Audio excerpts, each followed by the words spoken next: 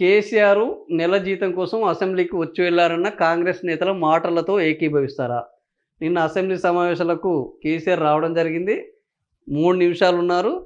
So, మంచి ఒక సంస్కృతి అయితే మొదలైంది. అయితే ఆయన వచ్చిపోయిన తర్వాత ప్రభుత్వ విప్పు బీర్లా ఐలయ్య కొంతమంది నేతలు ఆయన నెల జీతం కోసం వచ్చిపోయారు అని మాట్లాడడం జరిగింది. దీని మీదన పోల్ పెడితే ఏకీభవిస్తామని 31% మంది, ఏకీభవించమని 67% మంది, తెలవదని 3% మంది, 2% మంది. సో, ఓవరాల్‌గా కేసీఆర్ నెల జీతం కోసం రాలేదు అని 67% మంది ఉన్నారు. అంటే జనాలకు సంబంధం లేకుండా ఏదో ఒకటి మాట్లాడాలి, ప్రచారంలో ఉండాలి అని కొంతమంది నేతలు ప్రయత్నం చేస్తున్నారు అనేది ఈ పోల్ తోటి మనకు స్పష్టమైపోయింది. వీళ్ళు చెప్పే మాటల్లో ఏమాత్రం నిజం లేదు.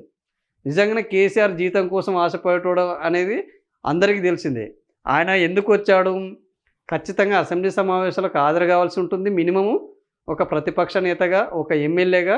సో, ఆ సభా సంప్రదాయాలను, ఆ సభా నిబంధనలను, సంప్రదాయాలు పక్కన పెడితే సభా నిబంధనలను పాటించాలి కాబట్టి, ఆ నిబంధనలను పాటించకపోతే డిస్‌క్వాలిఫికేషన్ అయ్యే అవకాశం ఉంటుంది కాబట్టి ఆయన రావడం జరిగింది.